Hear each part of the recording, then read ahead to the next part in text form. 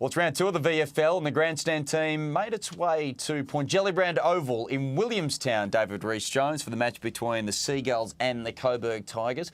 Coburg were really impressive in the first week of the VFL. They defeated Sandringham by about 5 goals. Williamstown lost to the defending premiers, the Cats, by under 10 points. And so we're expecting a really close game, and that's what we got for the first for the first half of the game, and then early in the third quarter as well. It was a tight, intense contest. Yeah, it was.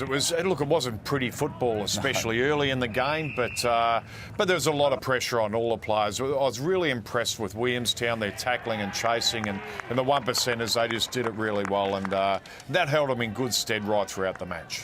It was just 2 goals to 0. It was 2-4-16 to 2 behinds at quarter time because the wind made conditions really quite difficult. And then in the second quarter, though, conditions perhaps eased a little bit and the Seagulls were able to show a little bit of class. We just saw Jake Stringer slotting a goal. He was particularly impressive. So too their youngster, Charlie Nastasi. He kicked a goal. They led by 23 points before Liam McBean was able to kick a couple and get the margin back for Coburg. They took a 17-point advantage into half-time, and then when Coburg kicked the first couple of goals early in the third quarter, Reece, it was anyone's game, wasn't it? Well, 11 minutes in, and they're 1 goal down. It really looked like it was going to be a great match, but the tide turned. 18 goals after that point from Williamstown. They were just terrific, and they led by young players such as the young fella Stringer, who. But there was a mistake. I mean, what Williamstown did do and what good teams do is make you pay for mistakes. And that was a bad mistake there by Nick Carnell. And we watch this mark here.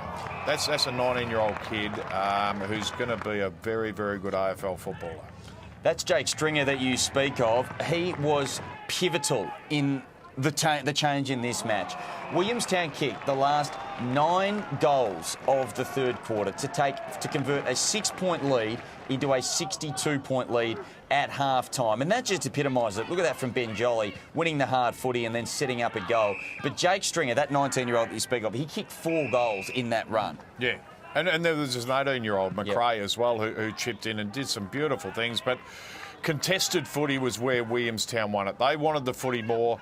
They worked harder. They put their nose over the footy and they deserved a very good win. It's a hallmark of a Peter German coach side. And I suppose the question also has to be posed, where to for Coburg? They entered today with 16 Richmond-listed players. We felt they might be a little bit too tall for the conditions, but it was a pretty ordinary performance through the second half. Yeah, it certainly was. They were not competitive after. The white flag was 10 minutes into the third quarter. They were just not competitive after that.